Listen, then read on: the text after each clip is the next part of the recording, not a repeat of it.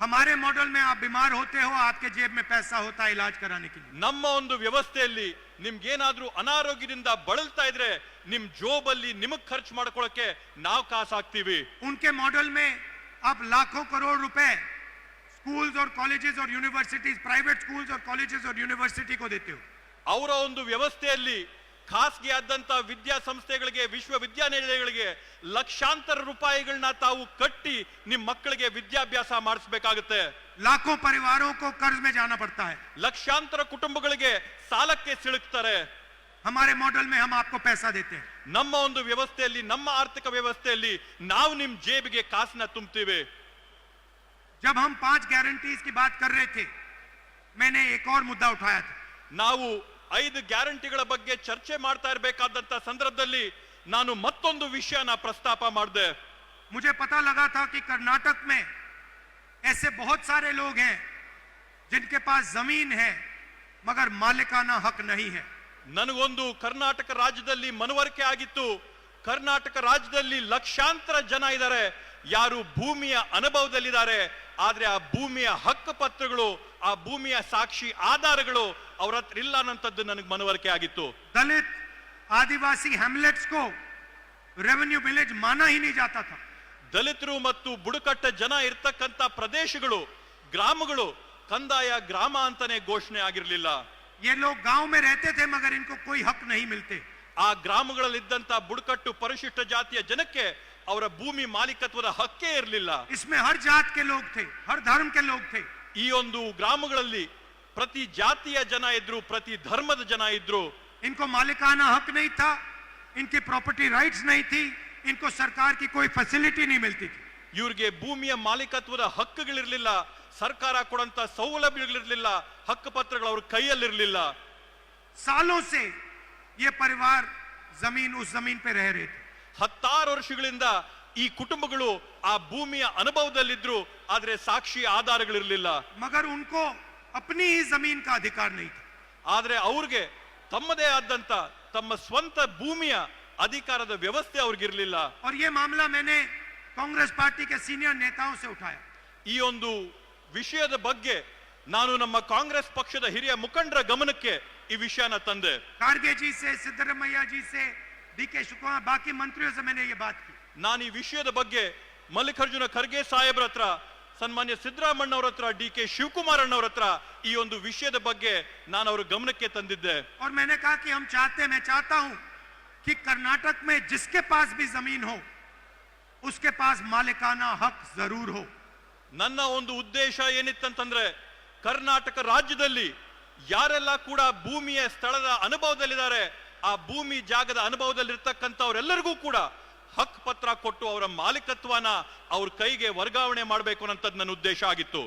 और आज मैं बहुत खुशी के साथ कह सकता हूं कि जो छठी गारंटी है उसको हम पूरा करने में कामयाब हुए.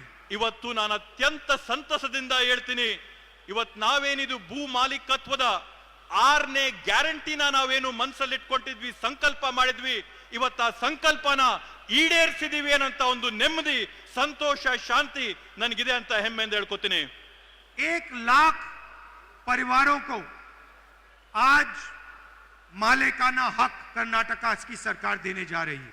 ಇವತ್ತು ಅತ್ಯಂತ ಸಂತಸದಿಂದ ಹೇಳ್ತೀನಿ, ಕರ್ನಾಟಕ ರಾಜ್ಯದಲ್ಲಿರ್ತಕ್ಕಂಥ 1 ಲಕ್ಷ ಕುಟುಂಬಗಳಿಗೆ ಅವರ ಒಂದು ಭೂಮಿಯ ಹಕ್ಕು ಪತ್ರಗಳನ್ನ, ಮಾಲೀಕತ್ವನ ಈ ಒಂದು ಬೃಹತ್ ಕಾರ್ಯಕ್ರಮದಲ್ಲಿ ವರ್ಗಾವಣೆ ಮಾಡ್ತಾ ಇದೀವಿ ಅಂತ ಹೇಳಿ ಹೇಳ್ತೀನಿ.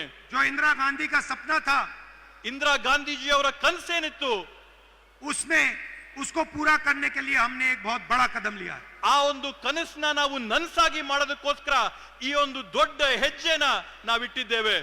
2000 हैबिटेशंस को हम रेवेन्यू विलेज घोषित कर रहे हैं.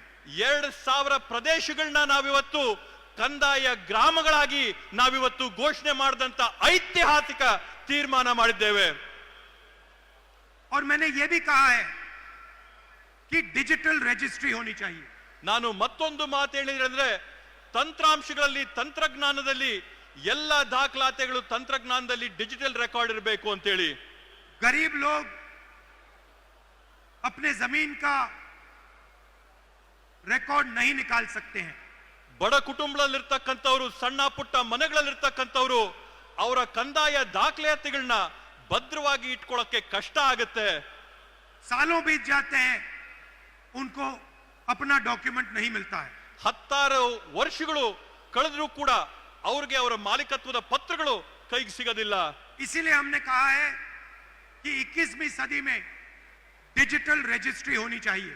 ಆದ್ರಿಂದ ನಾವು ಕೊಟ್ಟಂತ ನಿರ್ದೇಶನ ಏನಂತಂದ್ರೆ 21ನೇ ಶತಮಾನದಲ್ಲಿ ಎಲ್ಲರ ಕಂದಾಯ ಡಾಕ್ಯುಮೆಂಟ್ಗಳು ಡಿಜಿಟಲೀಕರಣ ಆಗಬೇಕು ಅನ್ನೋ ಒಂದು ನಿರ್ದೇಶನ ನಾವು ನೀಡಿದ್ವಿ. आपके हाथ में एक फिजिकल कॉपी होगी, ನಿಮ್ಮ ಕೈಯಲ್ಲಿ ಒಂದು ಫಿಸಿಕಲ್ ಕಾಪಿ ಇದ್ರೂ ಕೂಡ, मगर जब भी आपको जरूरत पड़े आप डिजिटल कॉपी निकाल पाओगे. ಆದ್ರೆ ನಿಮಗೆ ಯಾವತ್ತಾದ್ರೂ ಬೇಕಾದ್ರೂ ಕೂಡ ತಂತ್ರಾಂಶದಲ್ಲಿ ಡಿಜಿಟಲ್ ಕಾಪಿ ತಾವು ಯಾವಾಗ ಬೇಕಾದ್ರೂ ತಗೋಬಹುದು. इस गारंटी से हमारे जो सबसे गरीब कमजोर भाई बहन हैं उनको फायदा होगा. ಇವತ್ತು ಈ ಒಂದು 6ನೇ ಗ್ಯಾರಂಟಿಯಿಂದ ನಮ್ಮ ಸಮಾಜದಲ್ಲಿರ್ತಕ್ಕಂಥ ಅತ್ಯಂತ ಬಡ ಹಿಂದುಳಿದ ಕುಟುಂಬಗಳಿಗೆ ಸಾಕಷ್ಟು ದೊಡ್ಡ ಅನುಕೂಲ ಸೌಲಭ್ಯ ಆಗಿದೆ.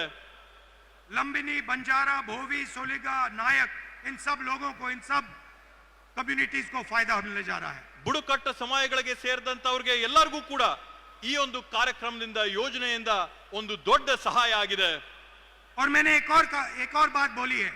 ನಾನು ಇದ್ರ ಜೊತೆಗೆ ಮತ್ತೊಂದು ಮಾತನ್ನ ನಾನು ಹೇಳಿದ್ದೇನೆ. 50,000 ऐसे परिवार हैं 50 जिनके पास अभी भी मालिकाना हक नहीं है. ನಾನು ಮತ್ತೊಂದು ಮಾತು ಹೇಳಿದ್ದೀನಿ. 50,000 ಈ ರೀತಿಯಾದಂತ ಕುಟುಂಬಗಳಿವೆ ಯಾರಿಗೆ ಇವತ್ತಿಗೂ ಕೂಡ ತಮ್ಮ ಹಕ್ಕು ಪತ್ರಗಳ ಕೈಗೆ ಸಿಕ್ಕಿಲ್ಲ. हम चाहते हैं कि 6 महीने के अंदर उन 50,000 परिवारों को भी मालिकाना हक दिया जाए. ನಾನ್ ತಮ್ಗೆ ಆಶ್ವಾಸನೆ ಕೊಡ್ತೇನೆ, ಮುಂದೆ ಬರುವಂತ 6 ತಿಂಗಳ ಒಳಗಡೆ ಈ 50,000 ಕುಟುಂಬಗಳಿಗೂ ಕೂಡ ಅವರ ಹಕ್ಕು ಪತ್ರನ ಕೊಡಂತ ಕೆಲಸನ ನಮ್ಮ ಸರ್ಕಾರದ ವತಿಯಿಂದ ಮಾಡಿಸ್ತೇವೆ ಅಂತೇಳಿ. 2000 रेवेन्यू विलेजेस घोषित किए गए हैं. 2,000 ಕಂದಾಯ ಗ್ರಾಮಗಳನ್ನ ಊರ್ಜಿತ ಮಾಡಿದ್ದೇವೆ. हम चाहते हैं कि 500 और नए रेवेन्यू विलेजेस घोषित हों. ನಮ್ಮ ಗುರಿ ಇರ್ತಕ್ಕಂಥದ್ದು ಕರ್ನಾಟಕ ರಾಜ್ಯದಲ್ಲಿ ಇನ್ನೂ ಕೂಡ 500 ನೂತನವಾದಂತ ಕಂದಾಯ ಗ್ರಾಮಗಳನ್ನ ನಾವು ಘೋಷಣೆ ಮಾಡಬೇಕು ಅಂತೇಳಿ. कर्नाटका में कोई नहीं होना चाहिए जिसके पास अपनी जमीन का मालिकाना हक नहीं है. ಕರ್ನಾಟಕ ರಾಜ್ಯದಲ್ಲಿ ಯಾರು ಕೂಡ ತಮ್ಮ ಭೂಮಿಯ ಹಕ್ಕು ಪತ್ರ ಇಲ್ಲದೆ ಇದ್ದಂತವರು, ತಮ್ಮ ಭೂಮಿಯ ಮಾಲೀಕತ್ವ ಇಲ್ಲದೆ ಇದ್ದಂತವರು ಯಾರು ಕೂಡ ಇರಬಾರದು ಅನ್ನಂತದ್ದು ನಮ್ಮ ಸಂಕಲ್ಪ. जो कांग्रेस पार्टी के स्टेट, डिस्ट्रिक्ट और विलेज गारंटी कमिटीज हैं, ಕರ್ನಾಟಕ ರಾಜ್ಯದಲ್ಲಿರ್ತಕ್ಕಂಥ ಜಿಲ್ಲೆ, ತಾಲೂಕು, ಗ್ರಾಮದ ಗ್ಯಾರಂಟಿ ಸಮಿತಿಗಳೇನಿವೆ, उनसे मैं कहता हूं कि आप हर परिवार को उनकी डीड जाके दो. ನಾನು ಈ ಸಮಿತಿಗಳಿಗೆ ನಾನು ಮನವಿ ಮಾಡ್ಕೊಂತೀನಿ, ಈ ರೀತಿಯಾದಂತ ಕುಟುಂಬಗಳು ನಿಮ್ಮಲ್ಲಿದ್ರೆ ಅವರೆಲ್ಲರಿಗೂ ಕೂಡ ಅವರ ಹಕ್ಕನ್ನ ಕೊಡಿಸಂತ ಕೆಲಸ ತಾವು ಮಾಡಬೇಕು ಅಂತೇಳಿ. हर परिवार को अपना मालिकाना हक मिलना चाहिए. ಪ್ರತಿಯೊಂದು ಪರಿವಾರಕ್ಕೂ, ಕುಟುಂಬಕ್ಕೂ ಕೂಡ ತಮ್ಮ ಹಕ್ಕು ಪತ್ರಗಳು, ತಮ್ಮ ಮಾಲೀಕತ್ವದ ಪ್ರಮಾಣ ಪತ್ರಗಳು ಸಿಗಬೇಕು ಅನ್ನೋಂಥದ್ದನ್ನ ಮನವಿ ಮಾಡ್ತೀನಿ. और हम चाहते हैं कि कर्नाटक हिंदुस्तान का पहला प्रदेश हो जहां जिसके पास भी जमीन है उसके पास उस जमीन का हक है. ನಮ್ಮ ಉದ್ದೇಶ ಇರತಕ್ಕಂಥದ್ದು ಭಾರತ ದೇಶದಲ್ಲಿ ಕರ್ನಾಟಕ ರಾಜ್ಯ ಮೊಟ್ಟ ಮೊದಲನೇ ರಾಜ್ಯ ಆಗಬೇಕು. ಯಾವ ರಾಜ್ಯದಲ್ಲಿ ಇರ್ತಕ್ಕಂಥ ಪ್ರತಿಯೊಬ್ಬ ಸಾರ್ವಜನಿಕರು ಮಾಲೀಕತ್ವದಲ್ಲಿ, ಅನುಭವದಲ್ಲಿರ್ತಕ್ಕಂಥ ಭೂಮಿಯ ಪತ್ರಗಳು ಅವ್ರ ಕೈಯಲ್ಲಿರಬೇಕು, ಅವರ ಮಾಲೀಕತ್ವದ ಹಕ್ಕು ಪತ್ರ ಅವ್ರಿಗೆ ಸಿಕ್ಕಿರ್ಬೇಕು ಅನ್ನೋ ಉದ್ದೇಶ. वायदा हमने आपको 5 गारंटी का किया था, ಇವಾಗವರೆಗೂ ನಾವು ನಿಮಗೆ 5 ಗ್ಯಾರಂಟಿಗಳ ಆಶ್ವಾಸನೆ ಕೊಟ್ಟಿದ್ವಿ. मगर सच्चाई में हमने आपके लिए 6 गारंटी की है. ಆದ್ರೆ ವಾಸ್ತವವಾಗಿ, ನಿಜವಾಗಿ ಕೂಡ ನಾವು ನಿಮ್ಗೋಸ್ಕರ 6 ಗ್ಯಾರಂಟಿಗಳನ್ನ ಈಡೇರಿಸಿದ್ದೇವೆ. और ये शायद सबसे जरूरी कर्नाटक के भविष्य के लिए गारंटी है. ಈ 6ನೇ ಗ್ಯಾರಂಟಿ ಏನ್ ನಾವು ಈಡೇರಿಸಿದೀವಿ, ಕರ್ನಾಟಕ ರಾಜ್ಯದ ಭವಿಷ್ಯಕ್ಕೆ ಅತ್ಯಮೂಲ್ಯವಾದಂತ ಕೊಡುಗೆಯಾಗಿ ಇದಾಗಿದೆ. इससे करोड़ों परिवारों को फायदा होने जा रहा है.